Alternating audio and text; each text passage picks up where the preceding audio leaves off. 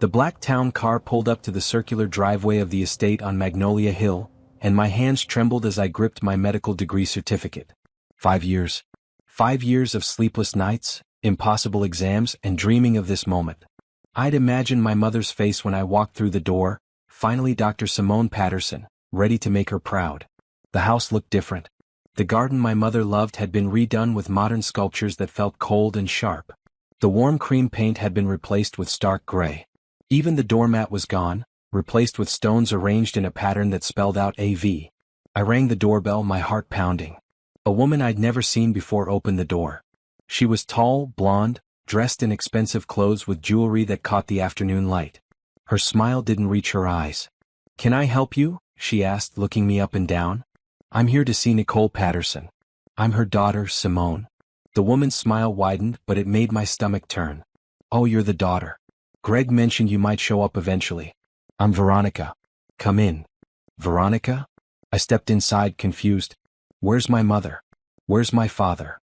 "Your father is at the office. As for Nicole, she's working. Let me get her for you." "Working?" My mother had inherited a successful hotel business from her mother. She didn't need to work unless she wanted to. "What do you mean working?" Veronica walked toward the back of the house and I followed. We passed through the kitchen, which had been completely remodeled. Nothing looked familiar.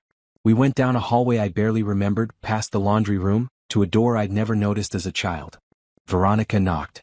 "Nicole, you have a visitor." The door opened and my world shattered. My mother stood in the doorway wearing a gray maid's uniform. Her beautiful face looked tired, older than her 50 years. Her hair, which she'd always worn in elegant styles, was pulled back in a simple bun. She was holding a dust rag. "Simone." Her voice cracked. "Baby, you're home?" I couldn't speak. I couldn't breathe. This had to be a nightmare. Some horrible dream before I woke up and came home for real. "Mom?" I finally whispered. What are you wearing?" My mother looked down at her uniform as if seeing it for the first time. "Oh, this is just... I live here now. I help around the house." "Live here? This is your house." "Our house." Veronica laughed, a sharp sound that cut through the air. "Oh, sweetie, nobody told you? This is my house now. Has been for almost 5 years. Your mother is very lucky I allow her to stay here and work for her room and board." "Excuse me?" I turned to face the stranger. "What are you talking about? Your father and I have been married for 4 years. After your mother's troubles, we thought it was best if she stayed somewhere familiar. We graciously gave her a room and light duties to help her feel useful." I looked back at my mother. "Mom, what is she talking about? What troubles?" My mother's eyes filled with tears. "I got sick, baby. In my head. I couldn't take care of myself. Your father had to take over everything. I'm lucky they let me stay. I don't deserve more than this." "You're sick." I reached for her hands. They were rough, covered in small cuts and dry from cleaning chemicals. My mother's hands, they used to be soft, they used to braid my hair and hold me when I cried. "What kind of sick?" "Mentally incompetent," Veronica said, her voice filled with fake sympathy. "The doctors said she couldn't make decisions for herself anymore. Your father had to take control of all her assets for her own protection. When we married, everything naturally transferred to our joint ownership, and then I took sole ownership to simplify things. Your father and I agreed it was cleanest that way." "You took her business?" "Her inheritance. The hotels were sold," Veronica said, examining her nails. "To my brother, actually. He gave us a fair price. The money went into proper investments. Your mother gets everything she needs, don't you, Nicole?" My mother nodded, looking at the floor. "I have a room and food. It's more than I deserve after everything I put everyone through." I felt rage building in my chest, hot and fierce. "Where's my father?" As I said, he's at the office. He owns a consulting firm now. Doing very well. You can reach him there if you'd like. Veronica handed me a business card. "Though I should warn you, he's very busy these days. You probably should have called ahead instead of just showing up." "Called ahead? This is my mother's house." "Was," Veronica corrected. "It was. Now if you'll excuse me, I have a tennis lesson. Nicole, the guest bathroom needs attention before my book club arrives at 4. She walked away, leaving me standing in the hallway with my mother, who looked at me with eyes that seemed both present and a million miles away. "Mom, come with me. Right now. We're leaving." "I can't, baby. I have work to do. If I don't finish my chores, I lose my room." "Your room?" "Mom, listen to me. Something is very wrong here. You're not sick. You owned hotels. You had money. This doesn't make sense. Your father explained it all to the doctors. I signed papers. I don't remember much from that time, but the doctor said I wasn't well. He had to protect me from myself. She touched my face gently. But look at you. My baby is a doctor now. I'm so proud of you, Simone. So proud. Mom, please, come with me to my hotel. Let's talk about this. I can't leave. This is where I belong now. I understand my place. She kissed my forehead. Visit again soon, baby. But call first so Mrs. Patterson knows you're coming. Mrs. Patterson. This stranger was Mrs. Patterson now. And my mother, who had raised me alone after my grandmother died, who had sacrificed everything to send me to the best schools, who had built an empire from her mother's legacy, was calling herself lucky to scrub toilets in her own home. I left that house with my hands shaking and my heart broken. But as I sat in the town car, I made a promise. I spent 5 years becoming a doctor. I would spend however long it took to destroy whoever did this to my mother. And I would get back everything they stole. Starting with the truth. I checked into the Riverside Hotel downtown and immediately opened my laptop. My hands were still shaking, but my mind was clear. Someone had stolen my mother's life and I needed to understand how. I started with public records. The house deed showed a transfer 5 years ago from Nicole Patterson to Gregory and Veronica Patterson.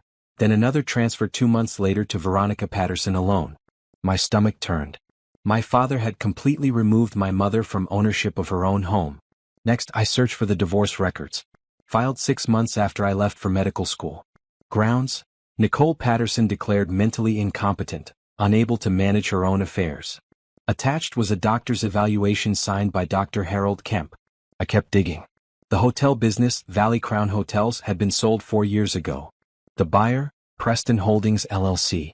I searched for Preston Holdings and found it was owned by Preston Marsh. More searching revealed Preston Marsh was Veronica's brother. My phone rang. An unknown number. I answered. Simone Patterson? A man's voice, smooth and professional. Yes. This is Gregory Patterson. Your father. Veronica told me you came by the house today. I closed my eyes, trying to keep my voice steady. Dad. Yes, I came home. I wanted to surprise Mom. I'm sorry you had to see her like that. I should have prepared you. Prepared me? For finding my mother living as a maid. He sighed. It's complicated, Simone. Your mother had a breakdown after you left. She became paranoid, couldn't make decisions, forgot to eat. The doctors said she needed constant supervision. We couldn't afford full-time care, so Veronica suggested she could stay with us and help around the house. It gives her purpose. She owned hotels, Dad. Multiple hotels. How could you not afford care? The business was failing. Your mother couldn't manage it anymore. We had to sell before it collapsed completely. Preston gave us a fair offer. The money is in trust for your mother's care. Then why is she scrubbing floors? Because she wants to feel useful. His voice rose, then calmed. Look, I know this is hard to understand. But your mother is not the woman you remember. She's diminished. This arrangement works for everyone. I want to see the medical records. Silence. Then, those are private. I'm a doctor now, Dad.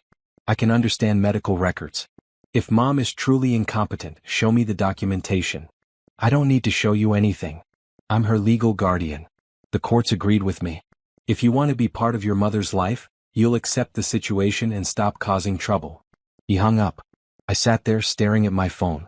My father, who used to take me to father-daughter dances, who taught me to ride a bike, had just threatened me. I needed help. I spent the next 3 hours researching attorneys who specialized in elder abuse and financial exploitation. One name kept appearing, Jonathan Pierce. His firm had won several major cases against family members who had defrauded elderly relatives.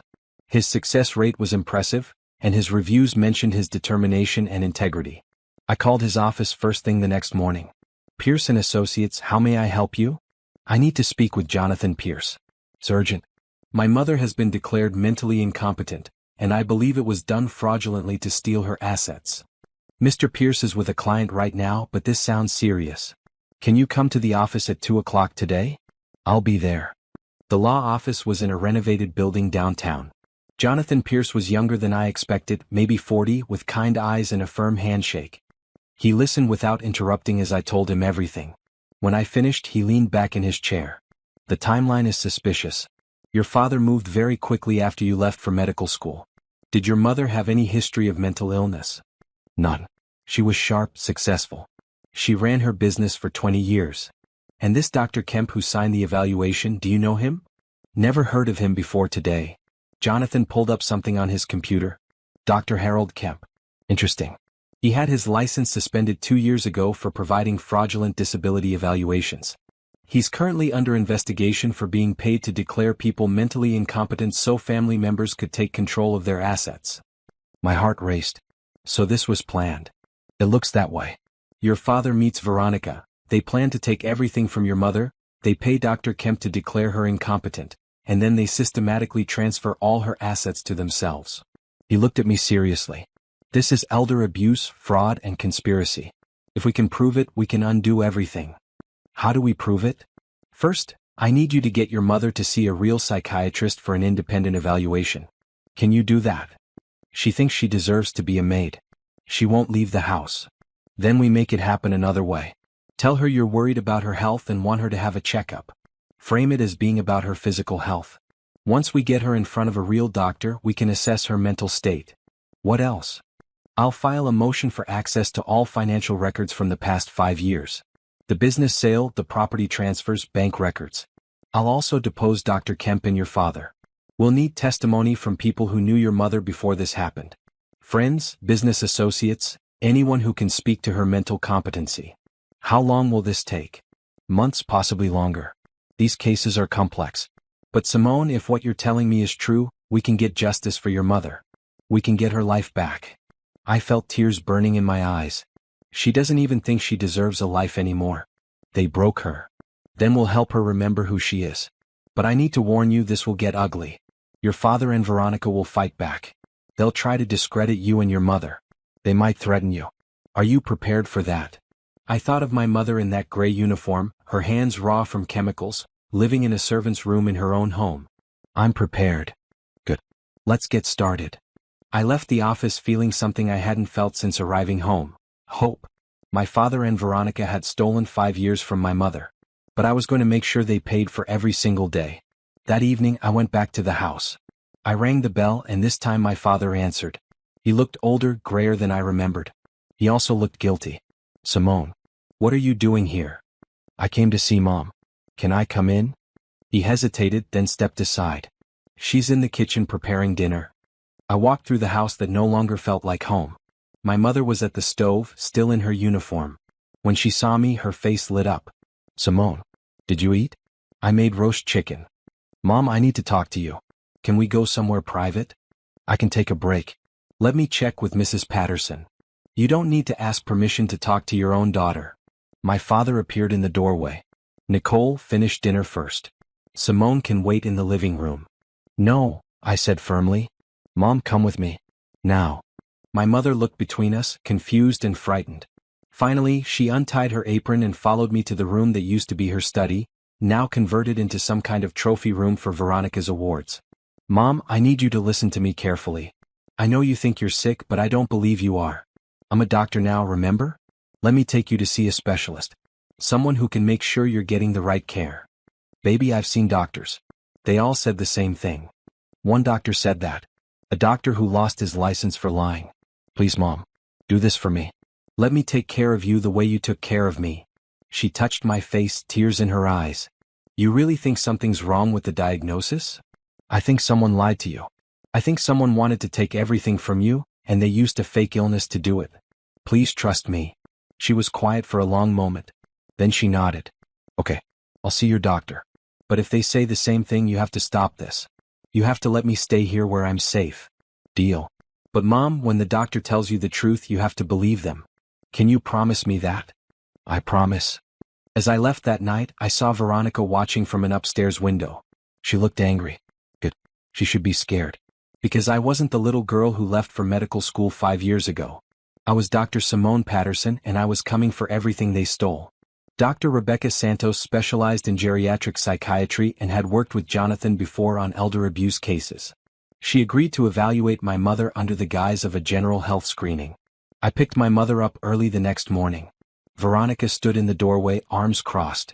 Where are you taking her? To a doctor's appointment. For her health. She has a doctor. She has a hack who lost his license. Now she has a real one. My mother climbed into my car looking nervous. As we drove away, she kept glancing back at the house. It's okay, Mom. We're just going to make sure you're healthy. What if Mrs. Patterson gets angry? Stop calling her that. Her name is Veronica, and she has no right to be angry about you seeing a doctor. Dr. Santos's office was warm and welcoming. She spent 3 hours with my mother doing cognitive tests, talking about her history, asking about her daily life. I waited outside pacing. When they finally came out, my mother looked exhausted but less anxious than before. Simone, can you join us? Dr. Santos asked. In her office, Dr. Santos pulled up her notes. Mrs. Patterson, I'm going to be very direct with you. There is nothing wrong with your mental capacity. You show no signs of dementia, psychosis, or any condition that would make you unable to care for yourself or make decisions. My mother stared at her. But Dr. Kemp said I was incompetent. Dr. Kemp was wrong. Or more likely, he was paid to write a false diagnosis. You've been over-medicated with antipsychotics and sedatives that you don't need. These medications are making you confused and compliant, but you're not mentally ill. But I signed papers. I agreed to everything. You were drugged and manipulated.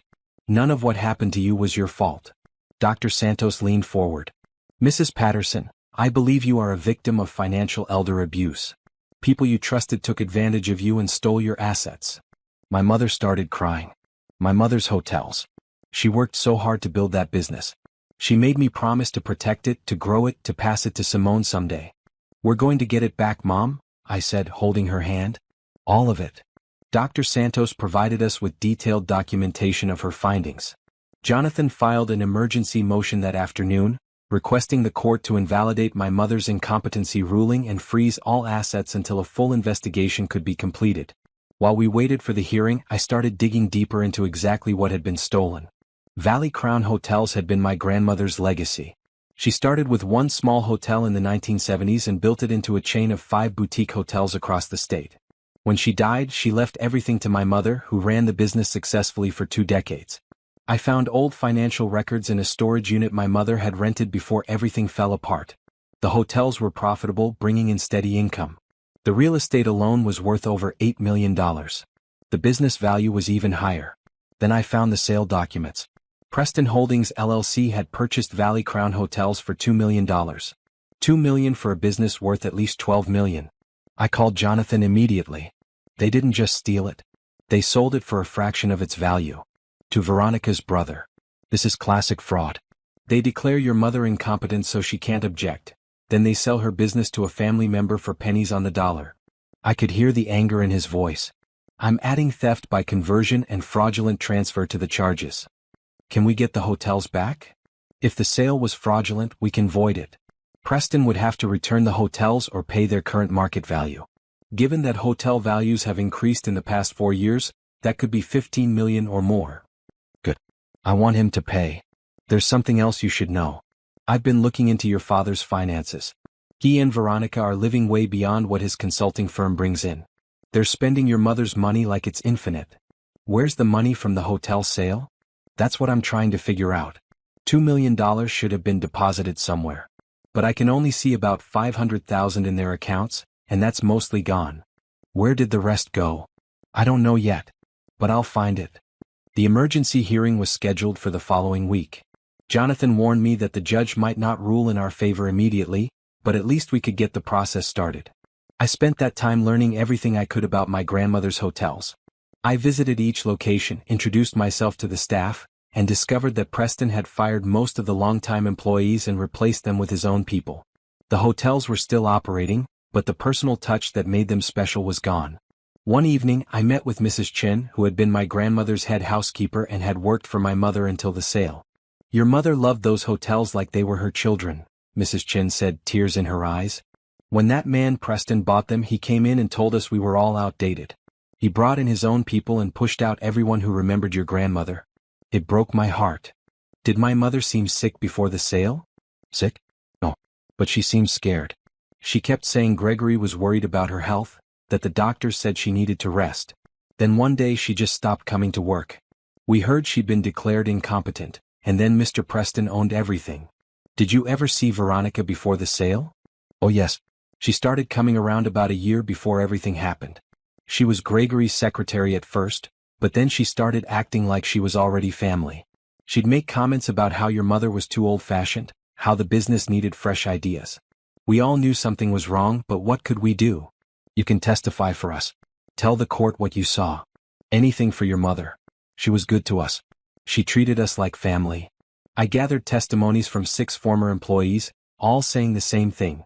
My mother was competent, sharp, and successful until my father and Veronica convinced her she was sick. The night before the hearing, my mother called me. "Simone, your father came to my room tonight. He said if I testify against him, he'll make sure I never have anywhere to live. He said I'll end up on the street." My hands clenched into fists. "Mom, he's lying. He's scared because he knows we're going to win. You're going to be fine. I promise." "What if we lose? What if the judge doesn't believe us?" "Then we appeal. And we keep fighting until someone listens. But we're not going to lose. The truth is on our side." "I'm so tired, baby. Part of me wants to just accept that this is my life now." "Don't say that. You taught me to fight for what's right. You worked so hard to give me opportunities. Now let me fight for you." She was quiet, then said, "Your grandmother would be so proud of you." "I'm proud of you. We're going to get her hotels back, Mom. I promise." The next day we walked into the courthouse together. My mother was wearing clothes I'd bought her, not that gray uniform. She stood taller than she had in days. Veronica and my father were already there with their lawyer, a slick man in an expensive suit. When Veronica saw us, she smirked. "This is a waste of everyone's time," she said loudly. "Nicole is clearly unwell. Look at her, dragging her daughter into her delusions." My mother grabbed my hand. I squeezed back. "Let them talk," I whispered. "The judge will see the truth." As we entered the courtroom, I knew this was just the beginning. But I also knew we were going to win. Because I wasn't just fighting for hotels or money. I was fighting for my mother's dignity, her legacy, and her future. And I would not stop until she had all of it back. Judge Raymond Phillips was known for being tough but fair. He'd presided over several high-profile elder abuse cases and had a reputation for not tolerating fraud. Jonathan had specifically requested him. The hearing room was smaller than I expected. We sat at one table, Veronica, my father, and their attorney Richard Chambers at another. My mother's hands trembled in her lap. Judge Phillips reviewed the emergency motion. "Mr. Pierce, you're requesting that this court invalidate a mental incompetency ruling from 5 years ago, freeze all assets currently held by Mr. and Mrs. Gregory Patterson, and grant temporary guardianship of Nicole Patterson to her daughter. That's quite a lot." "Yes, Your Honor. We have compelling evidence that the original incompetency ruling was fraudulent, obtained through a corrupt physician who has since lost his medical license. We also have evidence of systematic financial exploitation of Mrs. Nicole Patterson by her ex-husband and his current wife." "Mr. Chambers, your response?" "Your Honor, this is a vindictive action by a daughter who hasn't been present in her mother's life for 5 years.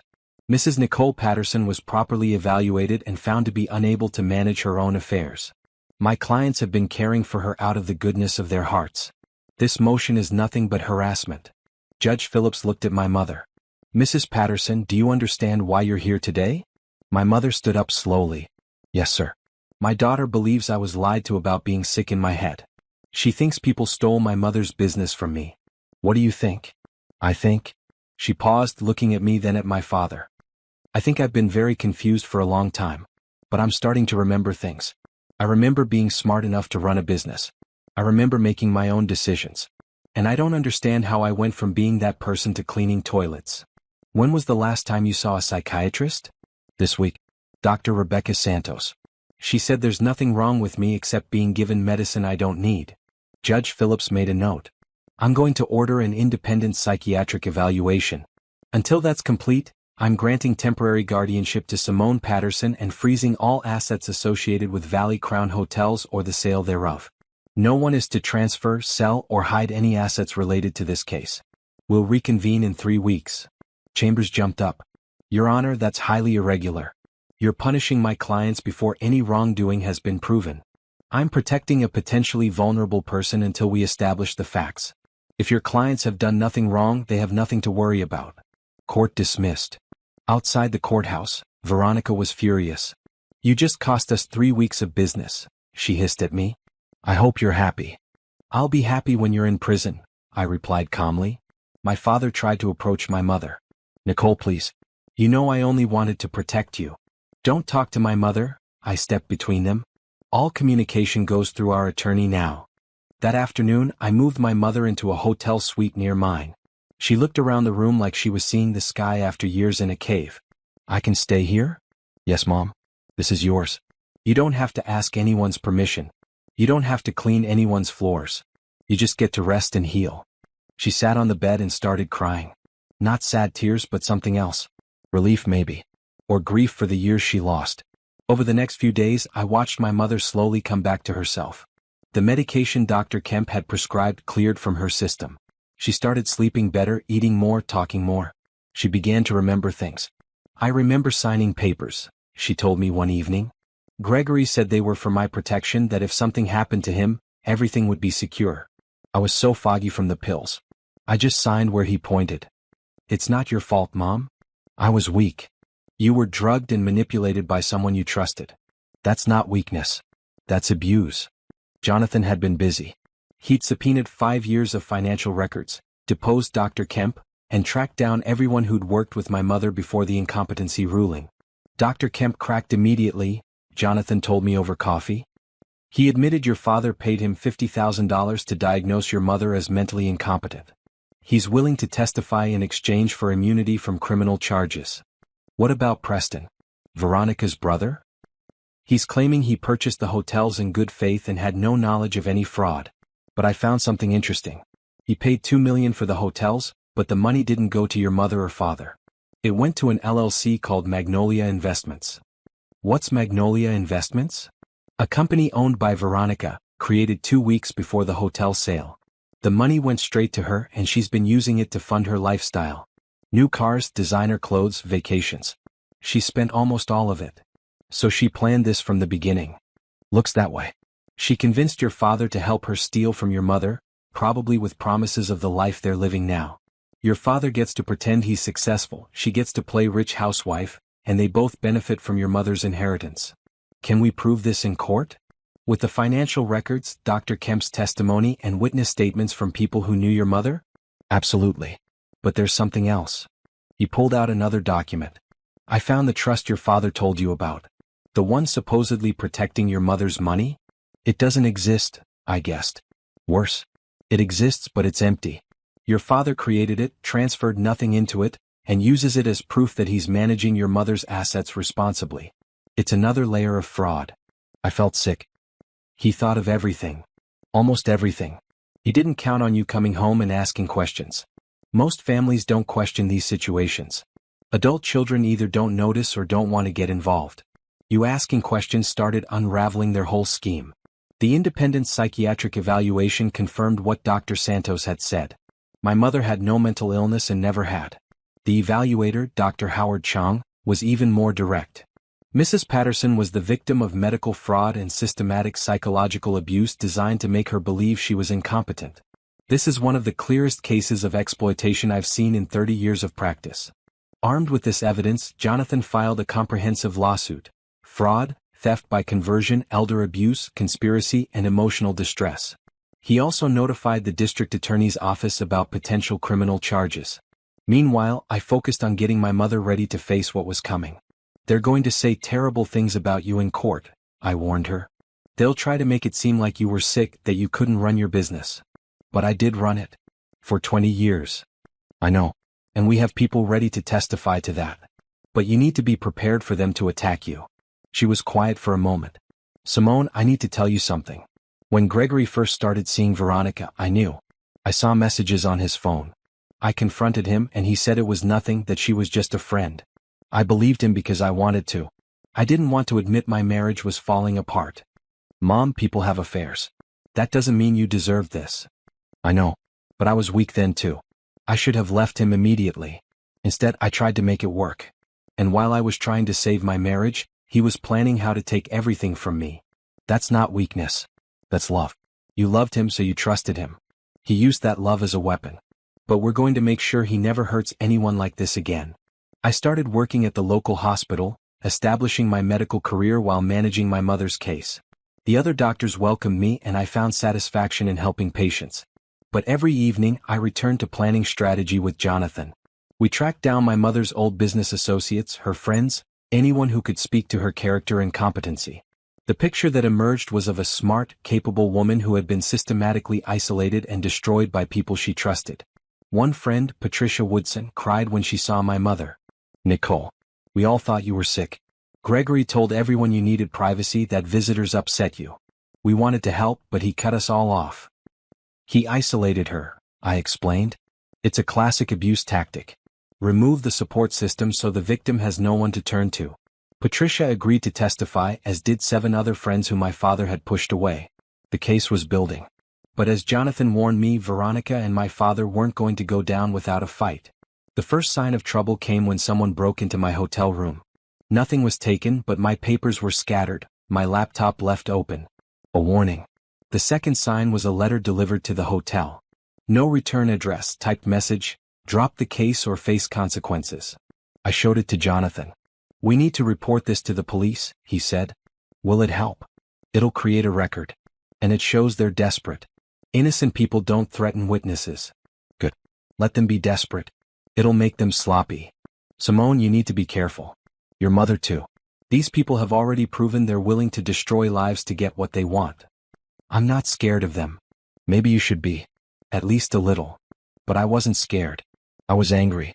And I was going to use that anger to take back everything they stole and make sure they paid for every single day my mother spent believing she was worthless. The trial was set for 6 weeks away. We had 6 weeks to prepare for battle. And I was going to make sure we were ready. 3 weeks before the trial, Veronica hosted a charity gala at my mother's former home. The invitation arrived at my hotel room, forwarded from my old address. "You're cordially invited to the 5th annual Magnolia Hill Foundation Gala, hosted by Veronica and Gregory Patterson." Jonathan called me immediately. "Tell me you're not thinking about going." "I'm absolutely thinking about going." "Simone, that's exactly what she wants. She's trying to provoke you. Then let's give her what she wants. You said they're living beyond their means. A charity gala is the perfect place to see exactly how they're spending my mother's money. I'm coming with you. I'm bringing my mother too." "That's a terrible idea. They humiliated her for 5 years. She deserves to walk into that house as a guest, not a maid." The night of the gala, I bought my mother a beautiful dress, deep blue that brought out her eyes. I had her hair professionally styled. When she looked in the mirror, she barely recognized herself. "I look like I used to," she whispered. "You look like yourself," I corrected. "The woman you've always been." We arrived with Jonathan. The house was transformed, decorated for the party. Guests in expensive clothes filled the rooms. Servers carried champagne. A string quartet played in the corner. Veronica saw us immediately. She was wearing a diamond necklace that probably cost more than most people's cars. Well. The Pattersons decided to grace us with their presence. She air-kissed near my cheeks, her smile venomous. "And Nicole, you look so different out of uniform. Almost like a real person." "Careful," Jonathan said quietly. "I'm recording everything." "Record away," Veronica laughed. "This is my home, my party. I can say what I want." My father appeared, looking uncomfortable. He wouldn't meet my mother's eyes. "Veronica, maybe we should." "Should what, darling?" "Be nice to the woman who's trying to steal our livelihood? To the daughter who's turned her back on family?" "Family?" I kept my voice level. "You mean the family you destroyed?" "I didn't destroy anything. I saved it. Your mother was running that business into the ground. She was spending money on foolish things, making terrible decisions. Someone had to take control before she lost everything." "That's a lie," my mother said, her voice stronger than I'd heard it in weeks. "I ran that business successfully for 20 years. You think you did. But you were already sick, Nicole. You just didn't know it yet." Preston appeared, a tall man with Veronica's same cold eyes. "Is there a problem?" "No problem," Veronica said sweetly. "Just catching up with family." The evening continued and I watched carefully. Veronica introduced donors, talking about the foundation's work helping less fortunate families. She didn't mention that the money came from stealing my mother's inheritance. I noticed something else too. Several guests seemed to know my mother, looked at her with confusion and sympathy. Whispered conversations followed us. "Isn't that Nicole Patterson? I thought she was sick? She looks fine to me." During dinner, Veronica stood to give a speech. "Thank you all for coming tonight. The Magnolia Hill Foundation has been my passion project, helping families in crisis. I know something about families in crisis. My husband's first wife struggled with mental illness, and we've been caring for her ever since. It's taught me so much about compassion and sacrifice. My mother's hand tightened on mine under the table. That's why tonight's cause is so important to me. We're raising money for families dealing with mental health crises, to make sure no one has to face these challenges alone. The irony was stunning. She was using my mother's stolen money to throw a party about compassion while my mother had been cleaning her toilets. When the speech ended, I stood up. I'd like to say something. Veronica's smile froze. This isn't really the time. It's the perfect time. Since you're raising money for mental health awareness, let me share a story. I looked around the room at the confused guests. 5 years ago, a woman was declared mentally incompetent by a doctor who was paid to lie. Her husband used that false diagnosis to divorce her, take all her assets, and force her to work as a maid in her own home. Murmurs spread through the room. That woman is my mother, Nicole Patterson. And the person who did this to her is standing right there. I pointed at Veronica, who had gone pale. You're insane, she hissed. Gregory, do something. The hotels you're all admiring? I continued. They were built by my grandmother and managed successfully by my mother for 2 decades. Until they were stolen through fraud and sold for a fraction of their value to Veronica's brother. The money from that sale? It paid for this house, those diamonds, this party. All of it bought with my mother's inheritance. That's defamatory. Chambers appeared from somewhere. You're going to be sued for slander. Truth is a defense against slander, Mr. Chambers. Everything I just said can be proven in court. Which is where we'll be in 3 weeks. Preston stepped forward. I purchased those hotels legally. From a woman who'd been declared incompetent through fraud. Which makes the sale void. Veronica found her voice. Get out. Get out of my house. Your house. My mother stood up, and there was something in her voice I hadn't heard in years. Power. This is my house. You're a thief who's been playing dress up in my life. But the game is over. You're a broken, pathetic woman who should be grateful I let you stay here. That's it, Jonathan said, his phone still recording. Thank you for that. The judge will love it. Guests were leaving, some quickly, others pausing to talk to my mother.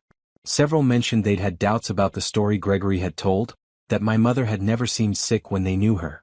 Patricia Woodson hugged my mother tightly. I knew something was wrong. I'm so sorry I didn't push harder to see you. As we left, I heard Veronica screaming at my father. This is your fault. You said she wouldn't come back. You said she'd stay in medical school and forget about everything. In the car, my mother was shaking, but not with fear. With anger. She used my money to throw a party about compassion. She wore diamonds bought with my inheritance while pretending to be a charitable person.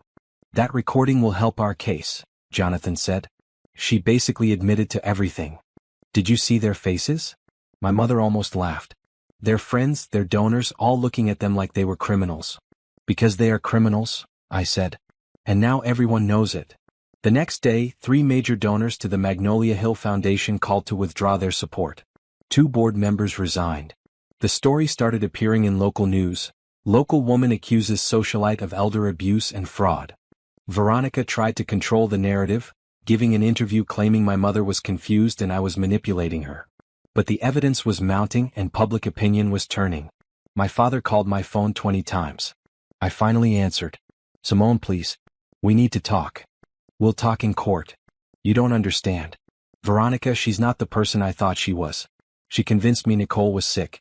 She said we were helping. You knew exactly what you were doing. You paid Dr. Kemp. You transferred the assets. You isolated Mom from her friends. Don't pretend you're a victim. I made mistakes. Terrible mistakes. But I still love your mother. Then you should have protected her instead of destroying her. If I testify against Veronica, if I tell the truth, will you and Nicole forgive me? That's not how this works, Dad. You can't betray someone for 5 years and then expect forgiveness because you got caught. Please. She's threatening me. She says if I turn on her, she'll make sure I lose everything. You don't have anything to lose. It was never yours to begin with. I hung up. He's trying to make a deal, I told Jonathan. Let him try. His testimony would be valuable, but we don't need it. We have enough without him. The trial date approached. Our case was solid. The evidence was overwhelming. But I knew the real battle was just beginning. Because people like Veronica didn't go down easily. And she'd already proven she was willing to destroy lives to get what she wanted. But this time she'd picked the wrong family to destroy.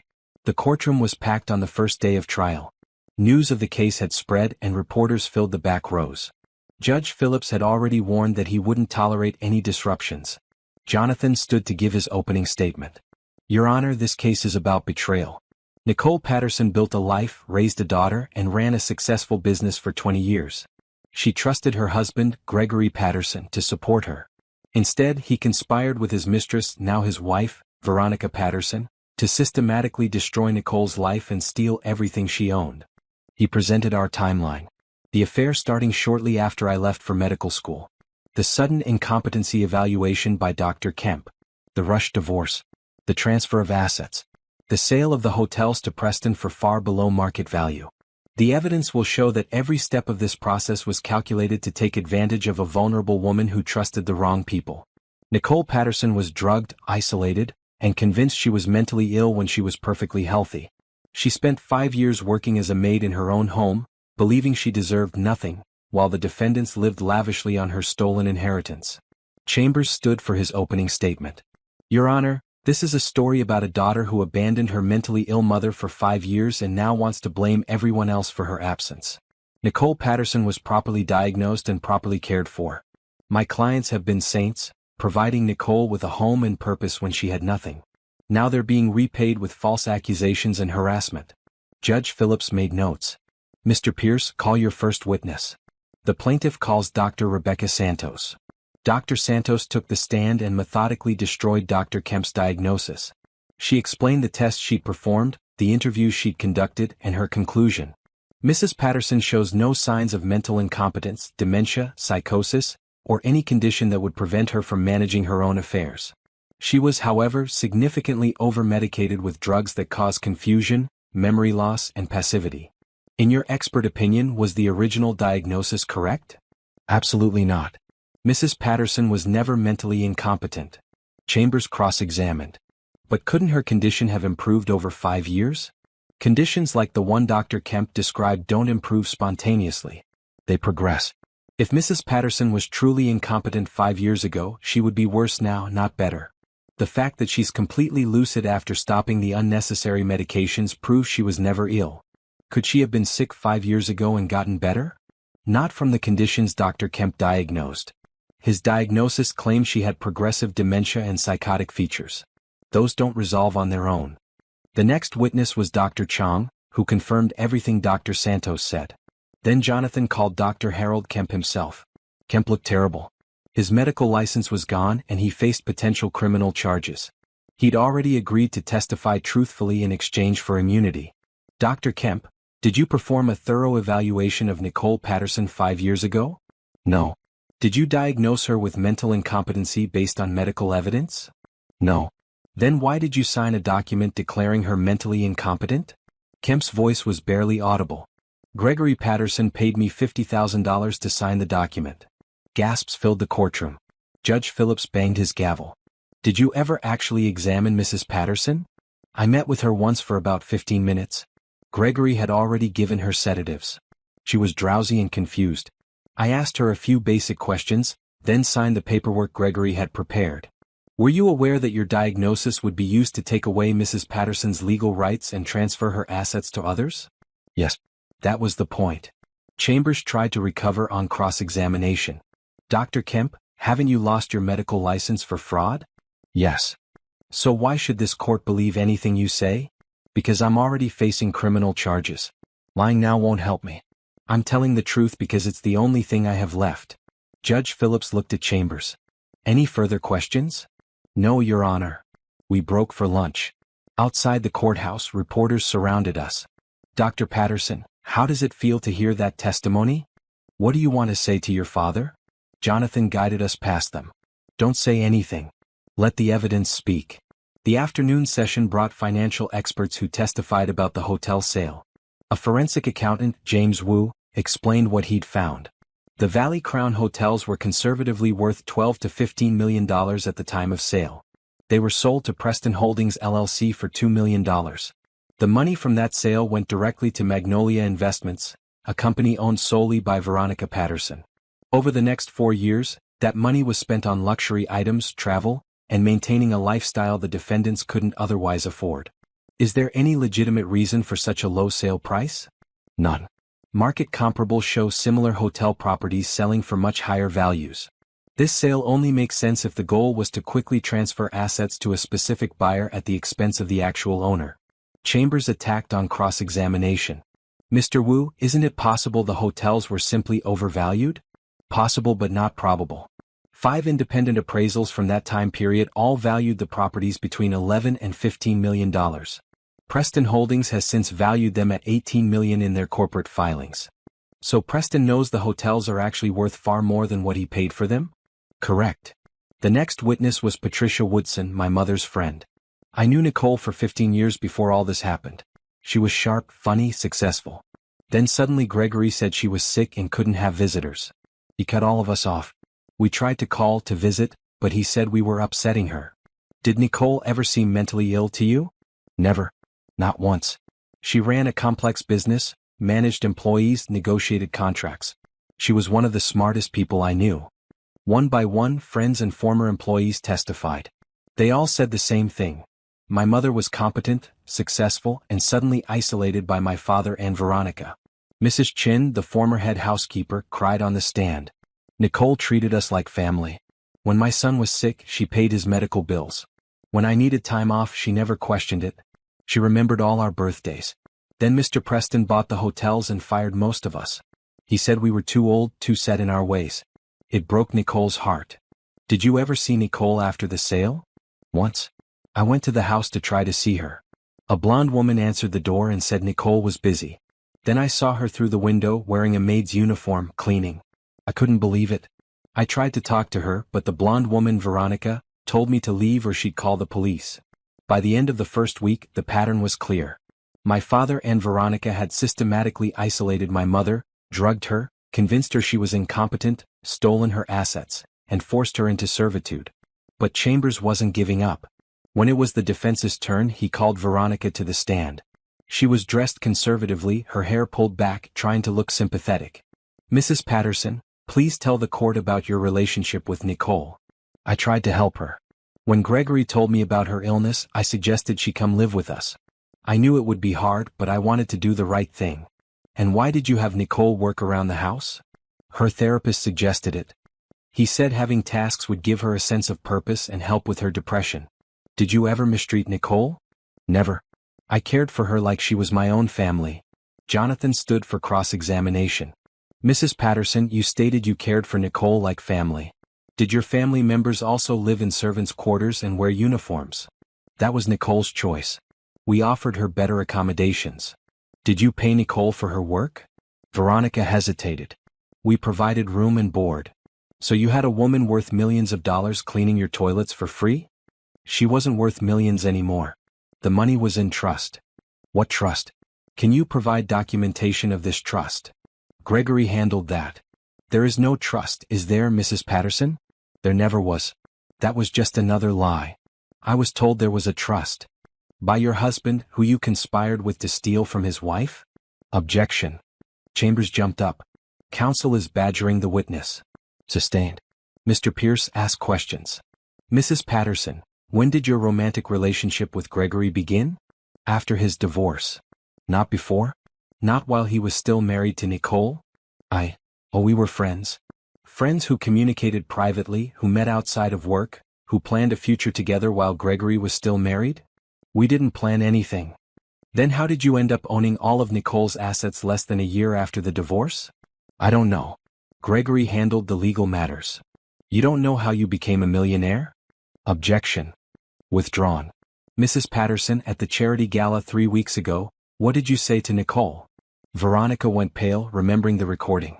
I don't recall. Let me refresh your memory. Jonathan played the audio.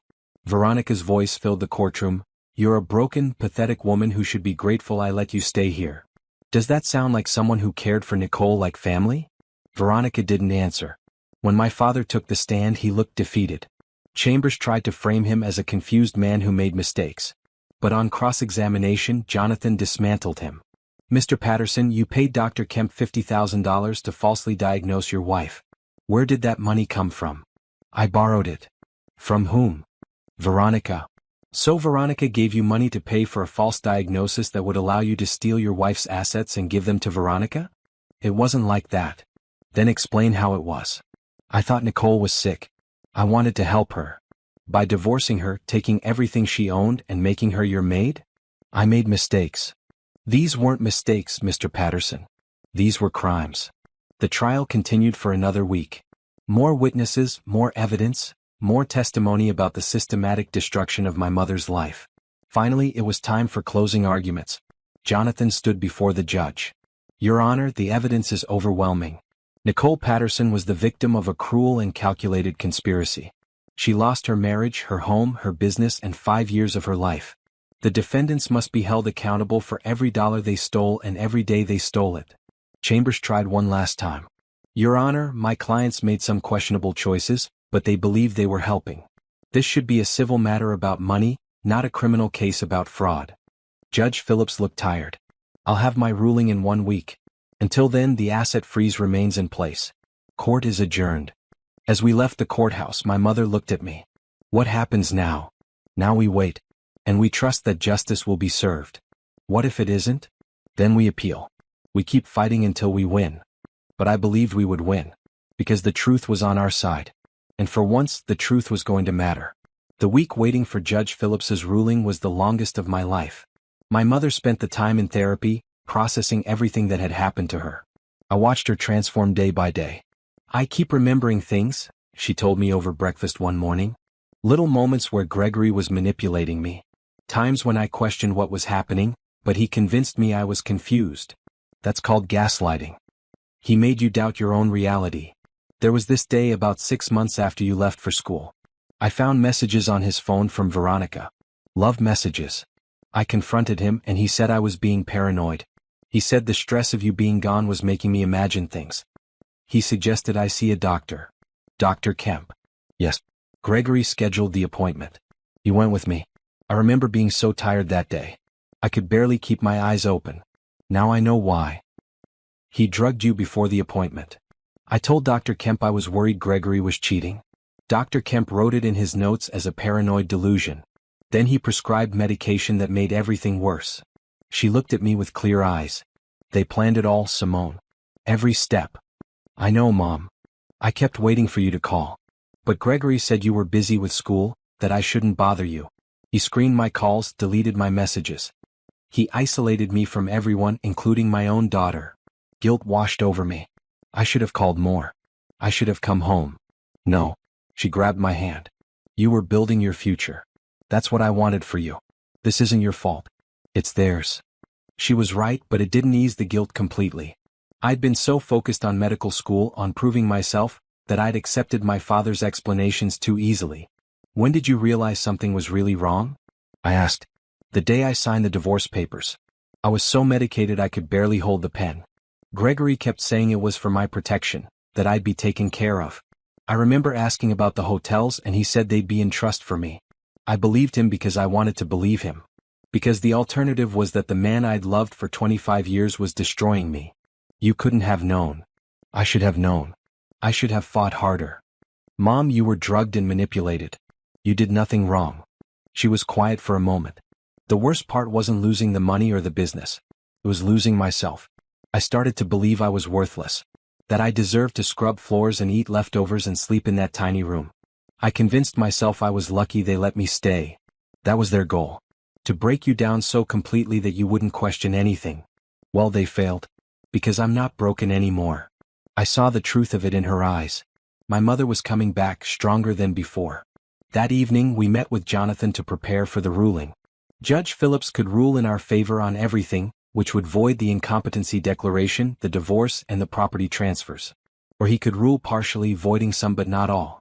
Or worst case, he could rule against us. What are the chances of that? I asked. Low. The evidence is overwhelming.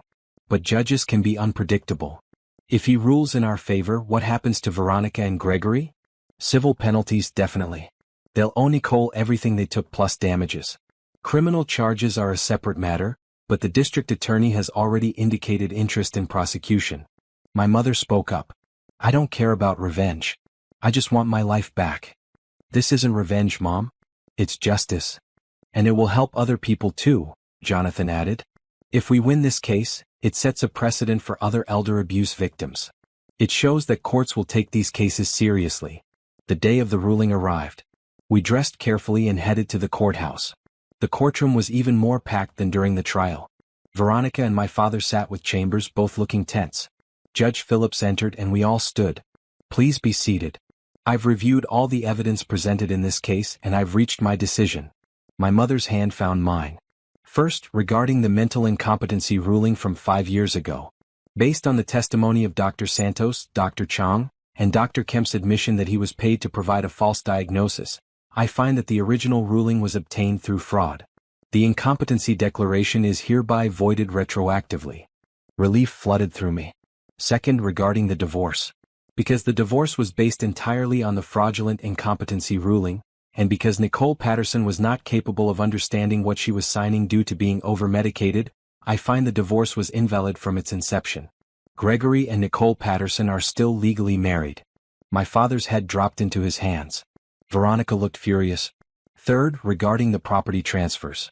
All transfers of property, assets, and business interests from Nicole Patterson to Gregory Patterson or Veronica Patterson are void. This includes the family home, bank accounts, and any other assets that originally belonged to Nicole Patterson. Fourth, regarding the sale of Valley Crown Hotels. Because the sale was conducted by parties who had fraudulently obtained control of the business, the sale to Preston Holdings LLC is void. Preston Holdings must return the properties to Nicole Patterson or pay their current fair market value, which I assess at $18 million based on Preston's own corporate valuations. Preston shot up from his seat. Your Honor, that's impossible. I've invested millions in those properties. You purchased stolen property, Mr. Preston. Your investments are your own problem. You should have done proper due diligence. Fifth, regarding damages. I award Nicole Patterson compensatory damages of $5 million for emotional distress, lost income, and the deliberate infliction of harm. I also award punitive damages of $2 million against Gregory and Veronica Patterson jointly, to send a message that elder abuse and financial exploitation will not be tolerated. Veronica was crying now, not sad tears but angry ones. Finally, I am referring this matter to the district attorney for criminal prosecution. The fraud here was extensive and deliberate. Criminal charges are warranted. He looked at my mother. Mrs. Patterson, I want you to know that what was done to you was not your fault. You trusted people who betrayed that trust in the worst possible way. I hope this ruling helps you reclaim your life and your dignity. Thank you, Your Honor, my mother said, tears streaming down her face. Court is adjourned. Outside the courthouse, reporters swarmed us. Mrs. Patterson, how do you feel? What will you do now? Do you have anything to say to your husband? My mother stopped and looked at the cameras. I spent 5 years believing I was worthless. 5 years thinking I deserved nothing. Today, a judge told me what I should have known all along. I deserved everything. I deserved respect, honesty, and love. I didn't get those things from the people who should have given them to me. But I'm going to make sure other people in my situation get the help they need. What does that mean? It means I'm going to use my experience to help others. No one should have to go through what I went through. As we drove away, my mother looked lighter than I'd seen her in years. I thought I'd feel angrier, she said. But I just feel free. The anger might come later. Maybe. But right now, I just want to move forward. What's the first thing you want to do? She smiled. I want to visit my hotels. The ones your grandmother built. I want to see what they've done to them and I want to make them beautiful again. That sounds perfect. And Simone? Thank you. Thank you for coming home. Thank you for fighting. Thank you for believing me when I couldn't believe in myself. Always, Mom. Always. Over the next few days, the legal machinery moved quickly. Veronica and Gregory were ordered to vacate the house within 30 days. All bank accounts were frozen and transferred back to my mother's name. The hotels would be returned within 60 days, or Preston would owe $18 million he didn't have. My mother started making plans. She hired a new management team for the hotels. She met with architects about renovations. She reached out to former employees who'd been fired by Preston, offering them their jobs back. And slowly, day by day, she became herself again. Not the broken woman in a maid's uniform, but the strong, successful woman she'd always been. One evening, we were looking at photos of the hotels when my mother said, "You know what I want to do? I want to create a foundation. A real foundation, not a fake one like Veronica's. Something to help people who've been victims of financial abuse." That's a great idea. I could use the punitive damages to fund it. Turn something terrible into something good. Grandma would love that. She would. She always said money was just a tool. What matters is what you build with it. My mother was building something beautiful from the ashes of what had been taken from her. And I was so proud of her I could barely speak. The next chapter of our lives was beginning. And this time we were writing it ourselves. Veronica did not go quietly. The day after the ruling she filed an appeal. Chambers argued that Judge Phillips had overstepped, that voiding the divorce was too extreme. It's a stalling tactic, Jonathan explained. The appeal will fail, but it buys them time. Time for what? To hide assets, to make plans, to cause trouble. He was right. Within a week, strange things started happening. Someone called the state medical board claiming I was practicing medicine without proper credentials. The complaint was anonymous but detailed, suggesting I'd falsified my residency paperwork. The board opened an investigation. It's harassment, Jonathan said. Your credentials are perfect. But they're trying to distract you and damage your reputation. Then someone filed a complaint with the police claiming my mother had stolen jewelry from the house. Veronica's jewelry. The jewelry was purchased with Mom's money, I pointed out. I know. But they're making you defend yourselves on multiple fronts, hoping something sticks or you give up. My mother's new therapist received a letter threatening her license if she didn't retract her testimony. She reported it to the police but was clearly shaken. They're desperate, I said. That's good. Desperate people are dangerous, Jonathan warned. Be careful. I started noticing cars following me. Nothing overtly threatening, but the same vehicles appeared too often to be coincidence. I documented everything and reported it to the police. Preston tried a different approach. He called my mother directly, which violated the court order about contact. Nicole, we can work this out, he said. I'll give you $3 million for the hotels. That's more than fair. You can take the money and walk away. The court said $18 million or return the properties. Be reasonable. I've put 4 years of work into those hotels. I've invested money time. $3 million is generous. The court's ruling is final. Nicole, think about this. If you push this, I'll tie it up in appeals for years. You'll spend everything on legal fees and end up with nothing. My mother handed the phone to Jonathan. Mr. Preston, this is Nicole's attorney. Any further contact will result in contempt charges. The ruling is final. Return the hotels or pay $18 million. Those are your options. Preston tried another tactic. He approached Mrs. Chin and other former employees, offering them money to recant their testimony. He said he'd give me $50,000 to say I lied, Mrs. Chin told us. That Nicole was actually sick and I just testified to help you. What did you say? I told him to go to hell. Nicole was good to me. I won't betray her for money. But not everyone was as loyal. One former employee, a man who'd been fired for stealing, agreed to sign a statement saying my mother had been incompetent before the sale. Preston tried to use this in his appeal. Jonathan demolished it in court. Your Honor, this witness was fired for theft and has a criminal record for fraud. He's being paid by the defendant to lie. This is exactly the kind of witness tampering and evidence fabrication that got Preston into this situation in the first place. The appeal was denied. Veronica tried to appeal to my father's sense of honor, not realizing he'd already turned on her. Gregory had been meeting with prosecutors, negotiating a deal. In exchange for testifying against Veronica and Preston, he would face reduced charges. Your father is trying to save himself, Jonathan told us. He's claiming Veronica masterminded everything and he was just a pawn. Is that true? My mother asked. Partly. But Gregory was a willing participant. He knew what he was doing. Will the prosecutors accept his deal? Probably. His testimony will strengthen the criminal case against Veronica. The day my father's deal was announced, Veronica showed up at our hotel. Security called me before letting her up. Mrs. Patterson is here. She says it's urgent. Don't let her in. Call the police. But Veronica was already in the lobby shouting, Nicole, I know you're here. We need to talk. I went down with hotel security. Veronica looked terrible. Her hair was messy, her makeup smeared. This wasn't the polished socialite from the gala. You need to leave, I said calmly. Your father is lying about me. I never forced him to do anything. He wanted to take your mother's money. It was his idea. That's for the courts to decide. He's making me the villain because he's a coward. Tell Nicole that. Tell her Gregory planned everything and used me. Even if that were true, which I doubt, you still went along with it. You still wore diamonds bought with my mother's money while she scrubbed your floors. I gave her a home. You gave her nothing. You took everything. I'll fight this. I'll appeal again. I'll tie this up for years if I have to. Do whatever you want. We're not afraid of you anymore. Security escorted her out. She was screaming threats until they put her in a taxi. That evening my mother was quiet. Do you think Gregory is telling the truth? That Veronica planned everything? Does it matter? They both participated. They both hurt you. I just want to understand how the man I loved for 25 years could do this to me. Maybe you never really knew him.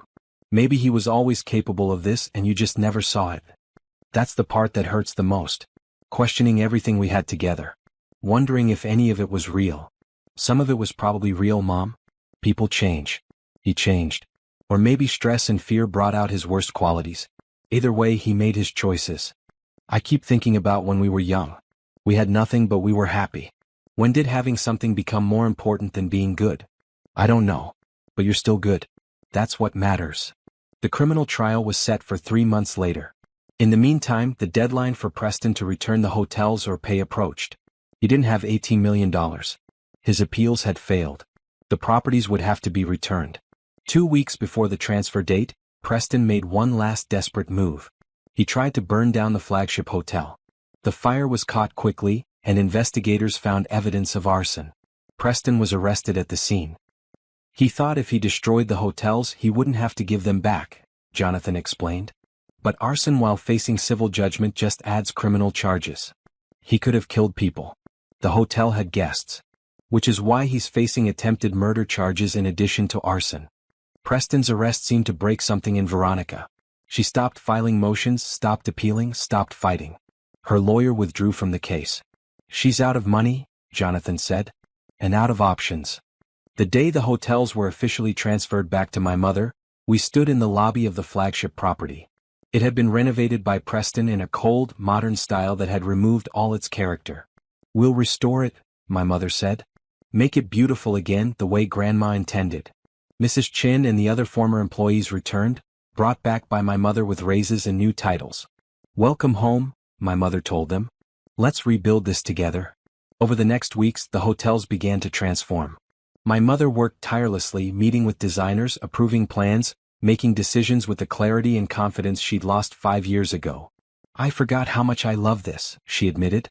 Building something, creating experiences for people. It's not about the money. It's about making something beautiful. Grandma would be so proud of you. I hope so. I feel like I let her down, losing everything she built. You didn't lose it. It was stolen from you. And now you got it back. That's not failure. That's victory. The criminal trial approached. Gregory would testify against Veronica in exchange for his plea deal. Preston faced serious charges for arson. And Veronica would face justice for everything she'd done. But for my mother and me, the real victory was already won. She had her life back. She had her dignity back. She had her purpose back. Everything else was just paperwork. The criminal trial began on a cold morning in November. The courthouse was even more packed than before, with news cameras and reporters filling every available space. This wasn't just a local story anymore. National media had picked it up as an example of elder abuse and financial exploitation. The prosecution, led by Assistant District Attorney Rachel Foster, laid out a devastating case. She showed the timeline of the conspiracy, the payments to Dr. Kemp, the transfers of assets, the systematic abuse of my mother. This wasn't a mistake, Rachel said in her opening statement. This wasn't a misunderstanding. This was a calculated, multi-year conspiracy to steal millions of dollars from a vulnerable woman. The defendants planned it, executed it, and then celebrated their success while their victim cleaned their floors. Gregory testified first, per his plea agreement. He looked smaller somehow, diminished by guilt or fear or both. Veronica approached me about 6 months after Simone left for medical school, he said. She said Nicole had always been too soft with money, that the business could be worth so much more in the right hands. She convinced me Nicole was holding us back. Whose idea was it to have Mrs. Patterson declared incompetent? Rachel asked. Veronica's. She said it was the cleanest way to take control. She knew a doctor who would sign the paperwork for the right price. And you agreed to this? He paused. Yes, I agreed. I told myself I was doing it for Nicole's protection, but I knew what I was really doing. I was taking everything from her so Veronica and I could have the life we wanted. Why did you have Mrs. Patterson work as a maid? That was Veronica's idea too. She said Nicole needed to earn her keep. I should have stopped it. I should have done a lot of things differently. On cross-examination, Veronica's new attorney, a public defender named Thomas Grant, tried to undermine Gregory's testimony. Mr. Patterson, isn't it true that you're testifying against my client to save yourself? Yes. So you're admitting you'd say anything to get a lighter sentence? No. I'm telling the truth because it's the only decent thing I've done in 5 years. The most powerful testimony came from my mother. She took the stand wearing a professional suit, her head held high. Rachel walked her through everything. The confusion after I left for school. The medications that made her foggy. The papers Gregory convinced her to sign. The day she realized she was no longer the owner of her home. Mrs. Patterson, when did you realize you'd been deceived? When my daughter came home and asked questions no one else had asked. She looked at me and saw someone who didn't belong in a maid's uniform. Everyone else had accepted it, but Simone knew something was wrong. How did it feel to be treated as a servant in your own home? It felt like I deserved it. They convinced me I was mentally ill, that I was lucky they let me stay. I actually believed I should be grateful to clean their toilets. Her voice broke. I believed I deserved nothing. What do you want this jury to understand? That this can happen to anyone. I was successful, educated, confident, and they still destroyed me. If it can happen to me, it can happen to anyone who trusts the wrong people. When Veronica took the stand in her own defense, she tried to present herself as a victim too. Gregory manipulated me, she claimed. He told me Nicole was truly sick, that we were helping her. I didn't know the diagnosis was fake. But you knew you were spending money that wasn't yours, Rachel countered. Gregory said it was community property from their marriage. Mrs. Patterson, you created Magnolia Investments specifically to receive the hotel sale money. That company was in your name only. You knew exactly what you were doing. I was trying to protect assets. From whom? From Nicole, the rightful owner? From Nicole's poor decisions. What poor decisions? Her business was successful for 20 years. The only poor decision was trusting your husband. Rachel pulled up photo after photo. Veronica in designer clothes on luxury vacations at expensive restaurants. All of it paid for with my mother's money while my mother scrubbed floors. You spent $2 million in 4 years. On what? Living expenses. A $60,000 necklace is a living expense? I deserve nice things. With someone else's money? Veronica couldn't answer. Preston's trial was separate but ran concurrently. The evidence of arson was overwhelming. He'd been caught at the scene with accelerant on his clothes. His motivation was clear. He couldn't pay the $18 million, so he tried to destroy the hotels. I panicked, he admitted on the stand. I'd invested everything in those properties. I couldn't afford to lose them. So you decided to burn them down? His attorney asked. I wasn't thinking clearly. I just wanted the problem to go away. Were you aware the hotel had guests at the time? I thought they'd evacuated. But you didn't check. You set fire to a building that could have had dozens of people inside. Preston had no good answer. The jury deliberated for 2 days. On the third day they returned with verdicts. For Veronica, guilty on all counts. Conspiracy to commit fraud, elder abuse, theft and money laundering. For Preston, guilty of arson, attempted destruction of evidence and conspiracy to commit fraud. The attempted murder charges were reduced to reckless endangerment in a plea deal. Sentencing was scheduled for the following month. In the meantime, my mother began the process of truly reclaiming her life. She sold the Magnolia Hill house, the one where she'd been forced to work as a maid. She said she never wanted to see it again. Too many bad memories, she explained. I want a fresh start. She bought a modern condo downtown with huge windows and beautiful views.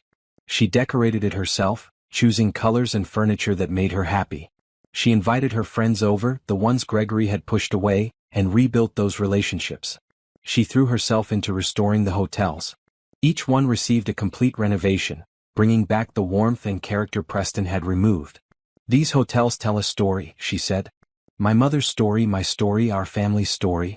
They should feel like home, not like a corporate chain. The flagship hotel reopened 6 months after the trial. My mother invited everyone who'd helped us. Jonathan, Dr. Santos, Mrs. Chin, Patricia, all the former employees who testified. At the opening ceremony, my mother gave a speech.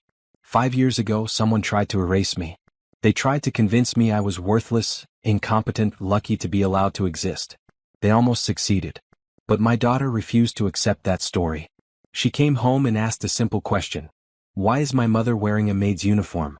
That question changed everything. She looked at me, tears in her eyes. Simone showed me that I wasn't broken. I was stolen from. She gave me the courage to fight back, to reclaim not just my possessions but my identity. She reminded me who I am. These hotels are more than just buildings. They represent resilience. They represent refusing to accept someone else's story about who you should be. They represent fighting for justice even when it seems impossible. And that's why I'm announcing the creation of the Nicole Patterson Foundation for Elder Financial Abuse Prevention. We'll provide legal help, counseling, and education to people who've been victimized the way I was. We'll make sure no one has to fight alone. The crowd applauded. My mother stood there, confident and strong, exactly the person she'd always been beneath the fear and medication and gaslighting. Sentencing day arrived. Judge Phillips looked grave as he reviewed the cases. Veronica Patterson, you orchestrated a cruel and calculated scheme to destroy another person for financial gain. You showed no remorse, no compassion, no recognition of the harm you caused. I sentence you to 10 years in state prison, followed by 5 years of probation. You are also ordered to pay restitution in the full amount of damages awarded in civil court. Veronica started crying, but they weren't tears of remorse. They were tears of anger at being caught. Preston Marsh, your arson could have killed innocent people. Your attempt to destroy evidence shows consciousness of guilt and complete disregard for human life. I sentence you to 8 years in state prison for arson and conspiracy, followed by 3 years of probation. Gregory's sentencing was last. Per his plea agreement, his sentence was reduced, but Judge Phillips made his feelings clear. Gregory Patterson, you betrayed the woman who trusted you most. You drugged her, stole from her, and forced her into servitude. The only reason you're receiving a reduced sentence is your cooperation in convicting your co-conspirators. But make no mistake, you are just as guilty as they are. 5 years in state prison, followed by 5 years of probation.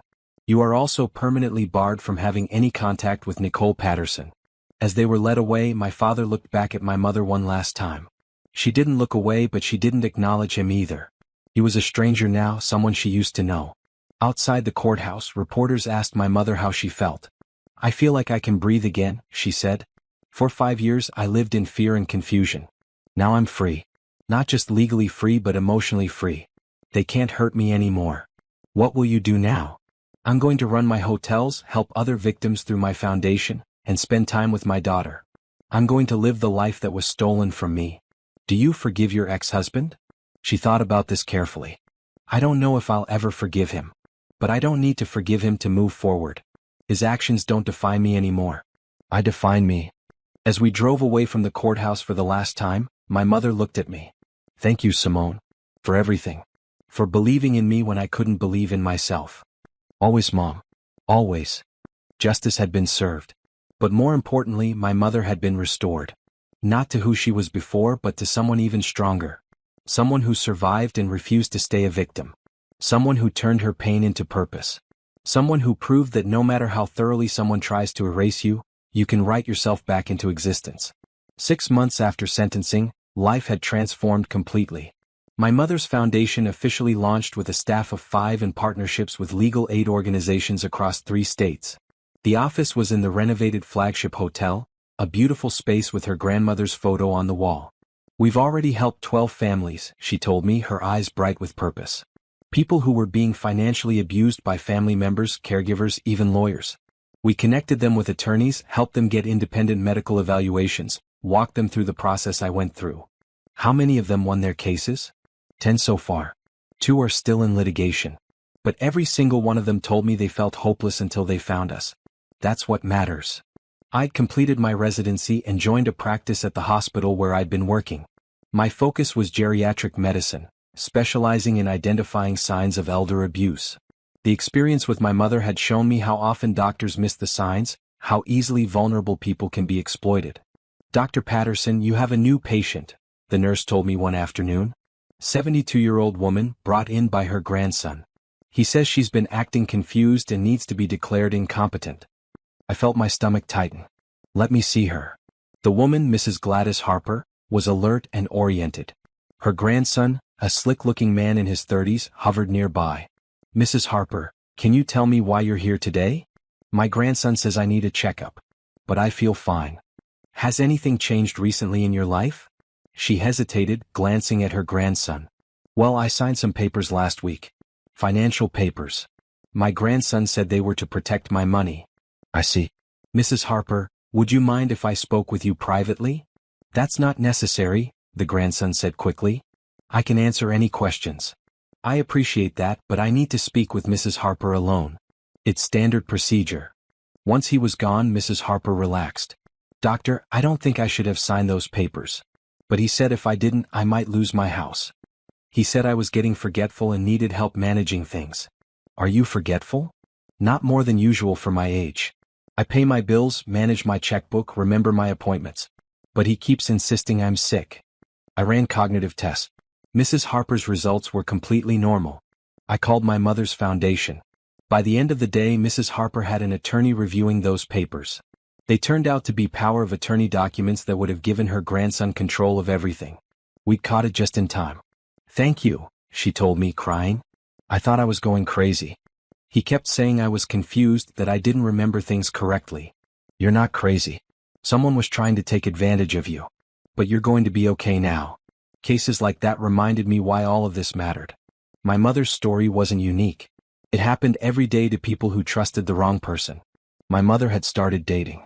His name was Marcus, a kind architect who designed the hotel renovations.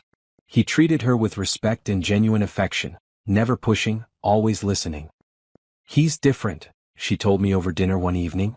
He asks what I think, what I want. He doesn't try to make decisions for me or tell me what I should feel. That's how it should be. I know. But after Gregory, I'd forgotten what healthy felt like. Marcus reminds me. She looked happy in a way I hadn't seen since I was a child. Not just content, but genuinely happy. The hotels were thriving. My mother had brought back the personal touch my grandmother had started with.